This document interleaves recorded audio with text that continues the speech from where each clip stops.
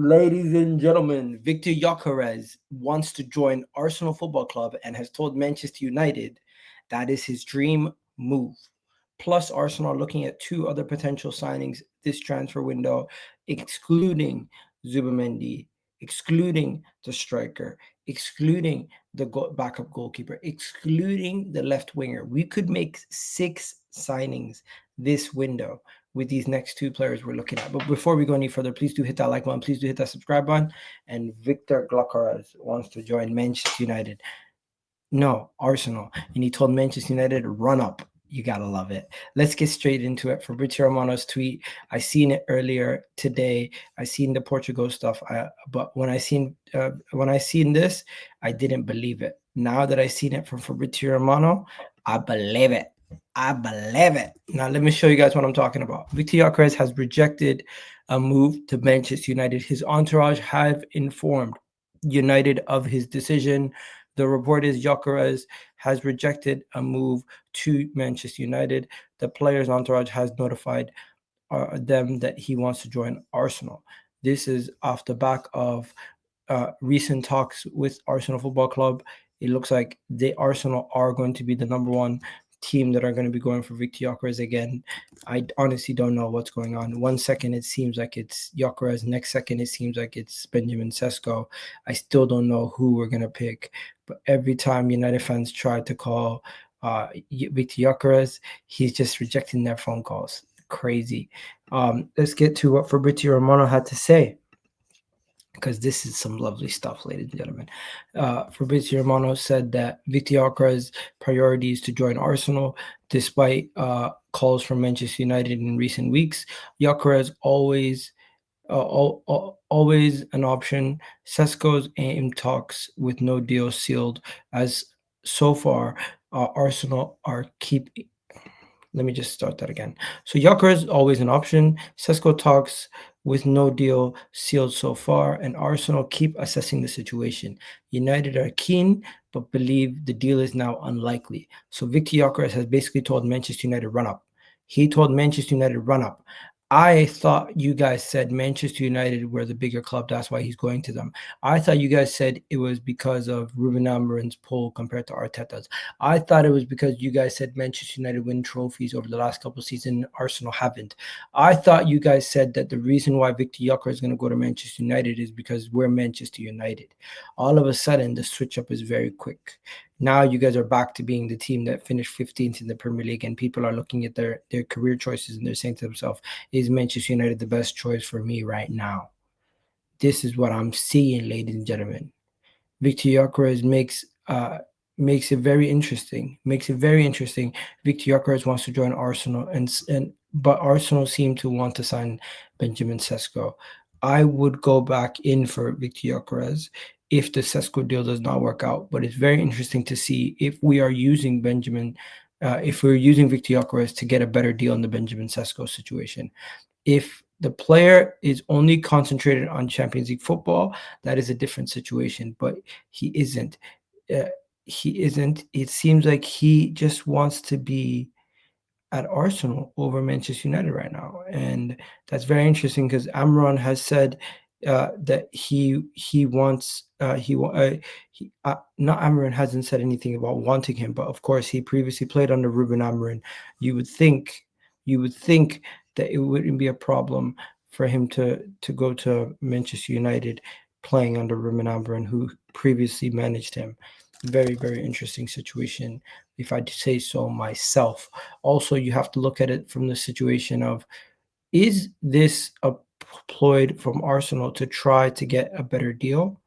What are we doing here? Gyökeres rejecting Manchester United. Arsenal's second bid incoming. Very, very interesting times, to say the least. I'm very intrigued to see what happens right now.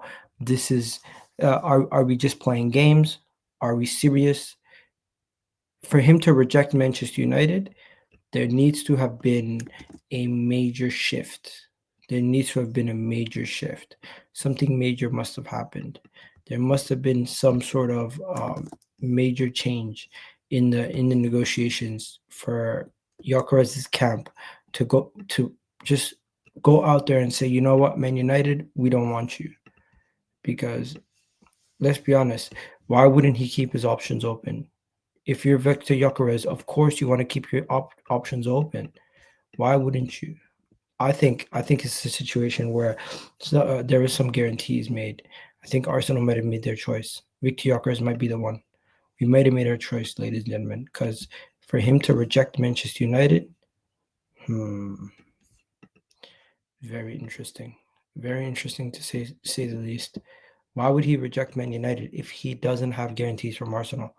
Second bid comes in and it gets accepted. Does that also mean goodbye to Sesko? Are we still going to go back in for Sesko? I don't know. One thing I do know is this is a very, very interesting situation. I'm quite excited to see where things go from here. And let's shift gears now to the next position that we're not talking about. The next thing that we need to talk about is, of course, the backup defender that we're looking at. We're looking at a backup defender. This man here, he's Brazilian. He's a Brazilian who currently plays for Lille. Reports are Arsenal have made contact with Lille in regards to see his services. This is of course a Brazilian, 25-year-old Brazilian center back who's good with both feet, great passing range. He can play as a right-footed center back. He can play a left-footed center back. This is a man who Arsenal view as like somebody who can be the next Gabriel Magalhaes, somebody who could be the next upcoming Brazilian center back talent. And Arsenal want to get ahead of it. Arsenal want to try to sign him. He's quite affordable.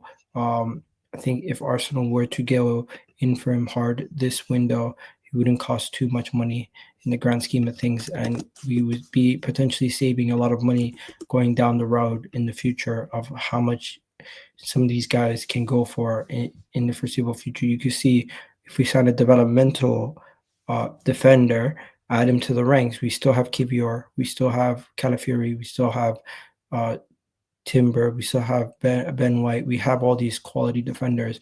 Adding him to the fray would just make it a little bit easier for us to continue to improve the team, add squad depth, and also see where things lie. He would cost around 20 million euros, they're saying, roughly right now. So that is just a rough estimate of how much he would cost.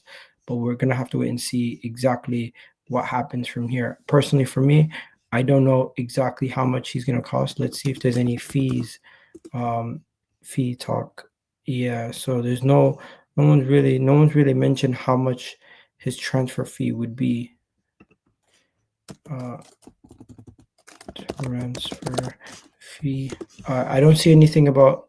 They're saying they value him at around 20 million euros. That would be a very cheap deal. 16 to 20 million euros. That's what he's valued at right now. So let's see what happens. Personally, for me, I think you can't ever have enough squad depth. So if we're gonna go and sign a 25-year-old defender for around 20 million euros to improve the squad depth, I'm here for it. I'm here for it as long as it doesn't affect our budget for the forward line. Also, talking about the forward line, did you guys hear about Arsenal are looking at a backup right winger to cover for Bukayo Saka? Yeah, we're looking at a potential backup right winger. And so since Bukayo Saka gets run down to the ground and gets played so much, we're like, you know what? Let's go get somebody who can actually cover for Saka.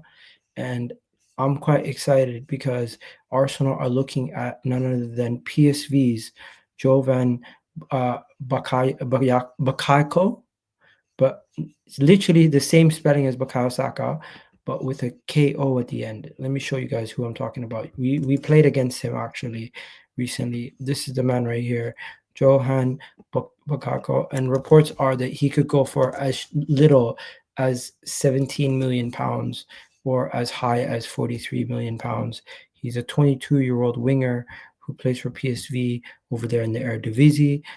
He's been linked to Arsenal and Manchester United. This would be a cut price for a backup who could play in and cover for Saka and push Saka. We were previously speaking about Brian Mbeumo. Let's be honest, that's going to be a little bit too rich for our blood for a backup for Bukayo Saka. And this is another player who Arsenal could get this upcoming window.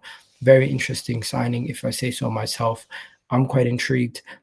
Could that now mean Arsenal are going to make 6 signings, those 6 being a backup keeper, a striker, Zubimendi, a left winger, a backup for Bukayo Saka, and a defender. 6 signings, that would be an amazing window if I do say so myself. But yeah, that's pretty much it, ladies and gentlemen. I'll leave you guys there. Let me know what you guys think. Do you think Arsenal could pull off all those transfers? Do you think Viktor Gyökeres is now going to be an Arsenal player? Are you guys going to be gassed if we get one over Manchester United and get the player that we've been looking for? Or do you still think we're going to end up signing Benjamin Sesko? Let me know what you guys think in the comment section. I'm going to wrap it up here. Love for the love, people. You already know what it is. And I'll be back tomorrow with a full stream, hopefully later on in the evening tomorrow. For now, I bid you guys adieu. Enjoy the Club World Cup. Starts tonight at 1 a.m. and peace.